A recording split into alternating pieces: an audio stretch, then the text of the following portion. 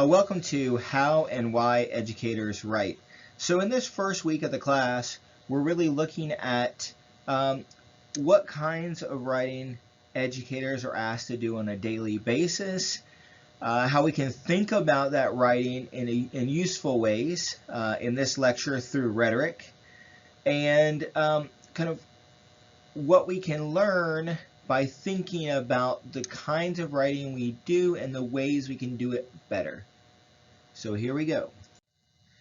In classical rhetoric, Aristotle established something that came to be known as the rhetorical triangle.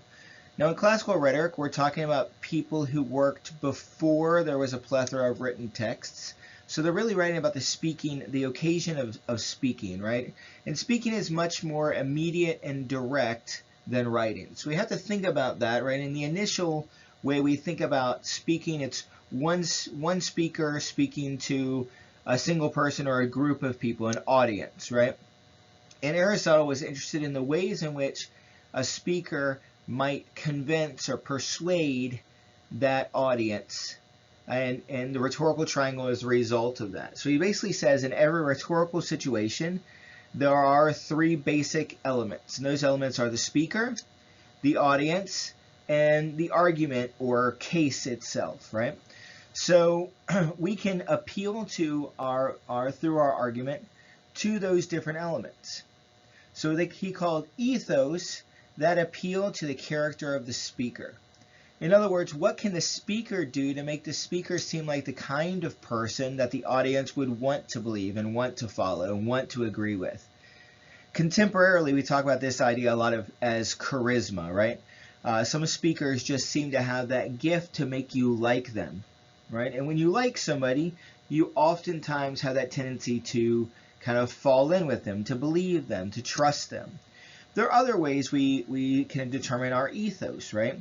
We can be experts in the field. So a doctor speaking about medical issues has a certain amount of ethos. It's much more than an English professor speaking about medical issues, right?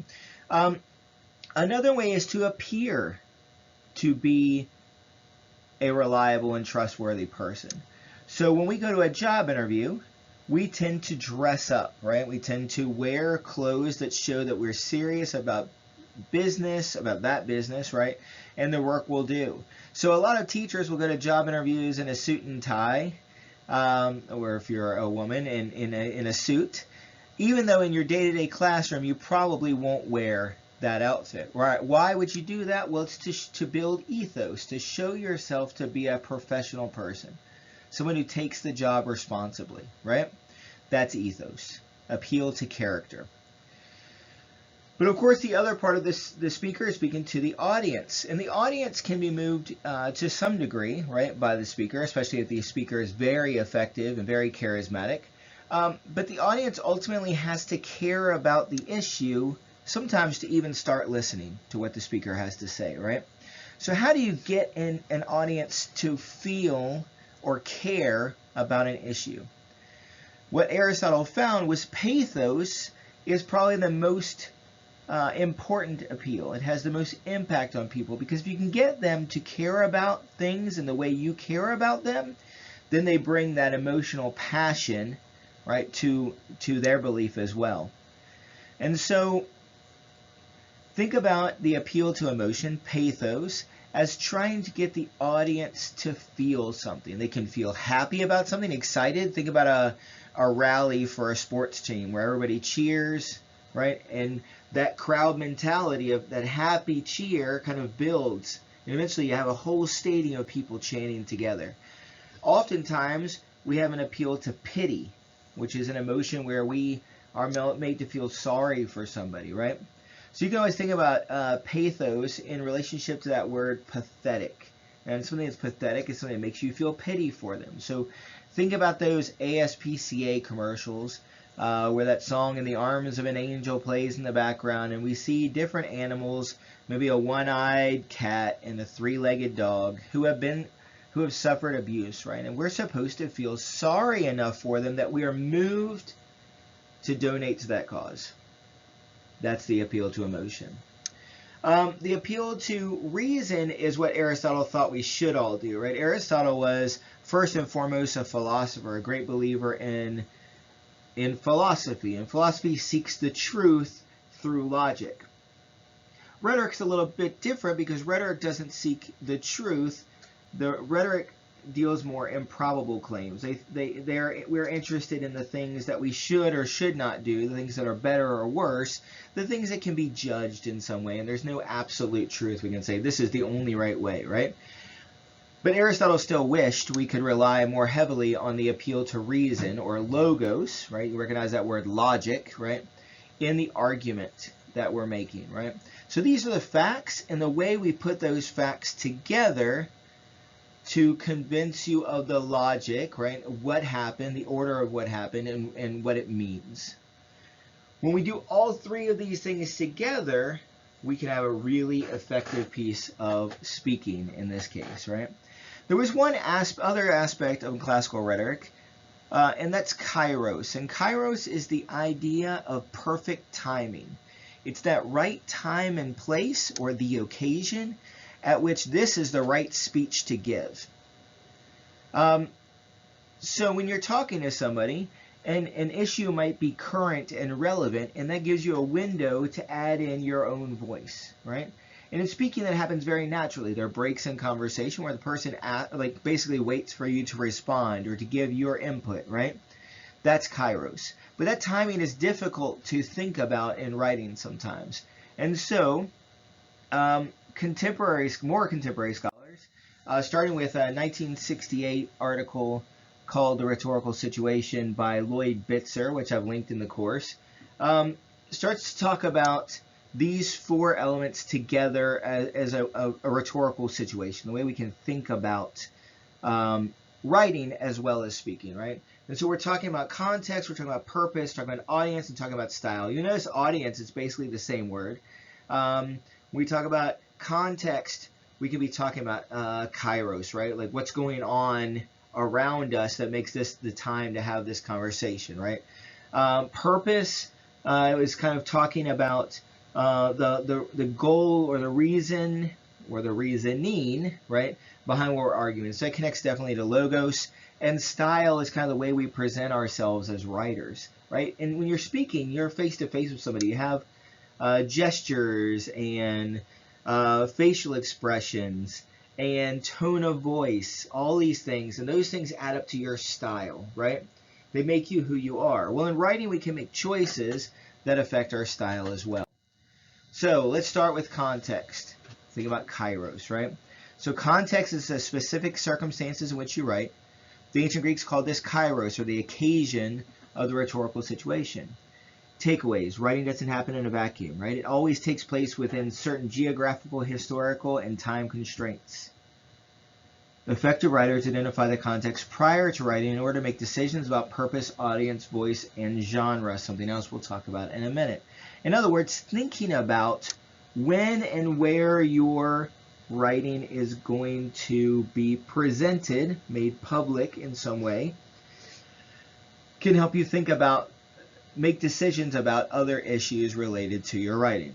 Makes sense, right? I mean, if you're going to publish something in a newspaper in New Orleans, it's probably going to look very different than a video you make for your high school students in Natchitoches, right? There are different situations, different contexts in which these things happen. Purpose is the reason why you are writing what you write. It's your goal. What do you hope to achieve? What do you want the audience to do with the information you're giving them, right? If it's a lesson in your classroom, obviously you want your students to learn that material, right? And be able to demonstrate that learning in some way afterwards. The ancient Greeks described this through logos, so the reasoning and the logic of argument, right? It's part of that, right? It's what we hope to accomplish. Our reason for writing can vary, right? You may need to argue, explain, educate, inform, or entertain, and there's many other words we could use, verbs we could use about our reasons for writing. In fact, we may need to do more than one thing. So you often see when we're educating, we also try to entertain a little bit, right? To build up that engagement. The clearer you are about why you're writing something, the more likely you will be to make decisions that will best communicate your message, right? So how can you argue something you're not sure why you're arguing it, right? we need to settle in on our central argument before we start writing, so that that central argument can guide our work. Audience is very simply, right, the comprised of its readers for writing, right? So who's going to read this? We don't always know exactly who's going to get it, right? We write something for our class, we hand it out, we know exactly to whom it goes. But when we publish something, we're not exactly sure who's going to read it, right? We can imagine our audiences, but we always have intended audiences and other audiences out there. The ancient Greeks discussed audience through pathos, or the ability of the author to move the audience through emotion. When you carefully consider the demographics, right, educational attainment level, gender, age, cultural background, and socioeconomic class, among many things we could list, of your audience, you can make more informed decisions about, well, I should say, how to approach your writing. Audience awareness means writing in ways that show an understanding of their knowledge about your topic, their attitudes towards your topic, and their personal and professional expectations as readers. So in other words, if we can understand who our audience is, we can know what they already know, so we don't have to go over the things they already know. We can start kind of at the same point, right? Or maybe they need to know more, right, than we were thinking we were going to have to share with them. We know where to start. We know what they know. We know how they feel about it. Oftentimes when we make arguments or proposals to change things, we have to know, are they going to be a receptive audience, somebody who agrees with us already? Do they agree on some points and not on others? Do they not agree at all? So what do we do about that? And then more importantly, like, what are their personal and professional expectations? That is, when they get that piece of writing from you, is it what they expect it to be? So if I ask you to write a 30-page research paper and you hand in a 15-page research paper, does that meet my professional expectations as a reader? Of course not, right? So we need to be aware of these things, and audience awareness can help us better do that. Style includes the various choices you make about how you write, right? The register, the tone, the voice, the diction, the syntax, as well as how you present yourself through your writing. So register is kind of your level of formality. Tone is, it's not what you said, it's how you said it. Your voice is kind of that part of your expression that makes you you, right? Your diction is your word choices. Your syntax is your word order. So how do you put sentences together, right?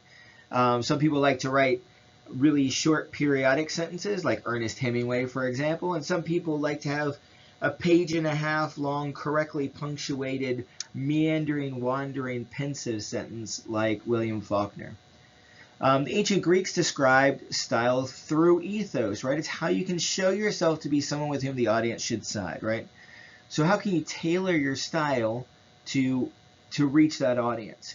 If you're talking to a bunch of kindergartners, you're not going to use the same language you would use when you're talking to your principal or superintendent, right? So there are many rhetorical choices you can make to alter your voice: vocabulary, types of examples you use, organization, rhetorical devices, and format. And there are lots of things we'll talk about as we work through this class. But the goal is to use your language to your target audience, so they get what they expect from you, right? So they feel like you're part of the same, what we call a discourse community. You're a group of people who speak about that issue in the same kinds of ways. One of the results of looking at our writing rhetorically is we can see how our rhetorical considerations lead us to certain genres or types of writing. So once you examine the rhetorical situation around your writing task, you can determine the genre or type of writing you should use. Beyond just a template for writing, a genre is a shared set of expectations that leads us to write text in certain ways to meet or purposely violate those expectations. So most of the time we're going to try to write in ways that meet the expectations of our genre. I say write an abstract and you write something that looks like an abstract. Now if you're a creative person and you like to write poetry, for example, think about how free verse first started to violate what we thought about when we think about poetry, right? Poetry was supposed to have rhythm and rhyme, and all of a sudden there's these just kind of impressive prose statements on a page, and it really ended up changing our expectations from poetry. So that now oftentimes poetry that's too formalistic comes across as less valuable than free verse. Not always, right? But that's kind of the way that genre works. So genres evolve as our expectations change in response to our changing rhetorical situations as well, right? Newspaper articles used to be much longer form, and now because of people's reading habits, reading online and expecting more information in a shorter form, the ways in which we get our news has shifted. Genres are used to elicit a reaction or serve some function of social action for the reader. In other words, when we as readers go to read a particular thing, we know what we expect to get, and if we don't get it, oftentimes we'll just ignore it. But if we as writers can use genres carefully, we can reach those people for whom those genres are important, right? So a white paper on an educational issue will only reach certain kinds of people, and those are the kinds of people who are already attracted to reading white papers. So how would you use that genre to reach that particular audience in an effective way? It's kind of how it all works together. So let's look at a couple of examples. So in your classroom, you have a lesson in your classroom. Your purpose for this particular thing you're creating is to assess a learning target. Your audience, obviously, then is your students. So you want to create something that is student-friendly, appropriate level of vocabulary, and accessible to those students, right? And your genre in this case might be a rubric. And so the rubric should be something that students can understand, so they understand how they will be assessed and be able to create, in response, their own document that meets those expectations, right? Context, observation of a concerning incident in the classroom. Purpose, to address a concerning issue for a student. Audience, the parents, right? We're reaching out to parents about student conduct. So what do we want to be? We want to be professional, but we still want to be warm and empathetic. It's not always the parent's fault that the student is acting up in class. And what we want to achieve is to address that issue for the student, not to just place blame, right? And maybe one of the ways we do this is through a genre of email, right? Email is a quick way for us to contact parents who may not be able to come in for a meeting, who may not receive a written response that we print and stick in our students' binders, right? This is a way we can reach directly to them through writing. So observations of how departmental reading lists are decided to improve student learning conditions, right? We might be talking to our site supervisor, our principal, whoever is ultimately in charge of authorizing our decisions for curriculum, right? Our voice then should be professional. We should use specialized vocabulary because those people should understand the jargon of the Department of Education, right? And it should be solution-oriented, right? Not only these are problem texts, but these are the texts we should use, right? And we might do this through something like a presentation, right? Stand up in front of a group of people with our PowerPoint like this and present, right? Observations that an existing policy or lack of policy inhibit student learning. In this case, we're arguing for policy change at the district level, for example. We might talk to a school board or superintendent. In this case, we want to be very professional, very convincing, and very well researched. Those are the expectations in that kind of setting, right? And in this genre, we might have a proposal. We might have something that was written down that we later will speak to briefly, right? But you couldn't perhaps present all of your research in front of the school board, right? You might send them the full packet proposal first, and then address the main issues and any questions in a live meeting, right? And these are the ways in which then our rhetorical situation shapes how we make choices about the ways in which we write. So here are some specific examples. Classroom writing, we could think about creating something like an assignment, or we could think about the kind of work we do to prepare for our classes, something like a reading response, right? We go out and we read something and we jot down our notes, so when we're talking in class, we have our notes ready to go, right? And in this case, most of that writing is local to your classroom setting. It's a lot of work for yourself that you'll use with the students, or a lot of work directly for the students, right? And those are different audiences when you write for yourself or you write for your students. Research writing. Right now, a lot of our research in education is going to be based on the work we do in the classroom with students. So it could be something as simple as just writing up observations. I say that's simple, right? But something as direct as writing up observations, or something as developed as taking those observations and developing them into a case study that we could then publish, right? So research writing happens at different stages, and we'll talk about that this semester, right? There's the kind of research that has to happen first, where you're actually making observations or running scenarios, right? And then there's the part of research where you take that information, data you've collected, and turn it into a document to be published as research, right? Credential writing are those kind of professional kinds of writing we do that become part of our portfolios, that are official documents of our classroom.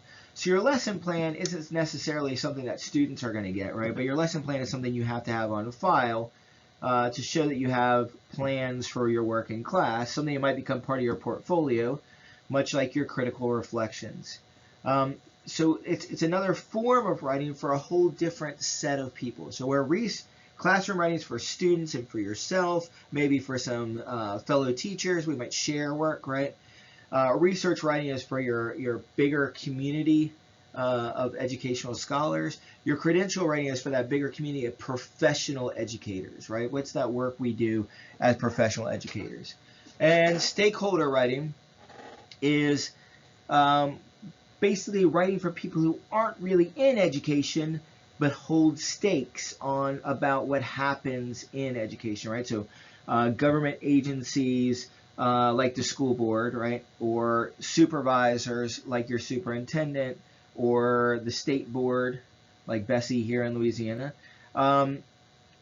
or external areas completely who provide funding for educational initiatives. So the thing we're going to work on throughout the course of this 8 weeks is a grant proposal. And proposals for policy and grant applications are very typical kinds of writing for stakeholders who aren't necessarily experts in education, but care about what happens and have ways to impact what happens in education, right? So that's basically, when we talk about the rhetorical situation, those considerations you want to make as we think about the kinds of writing we're going to do as educators and how that might change the ways in which we write. And certainly we'll find ways that writing is consistent across genres, right? Expectations for correctness, for example. But a lot of things are going to change significantly depending on our purpose, our audience, our context, our own style, and the genre, right? So if you have any questions, email me. I'm here to help. Thanks a lot.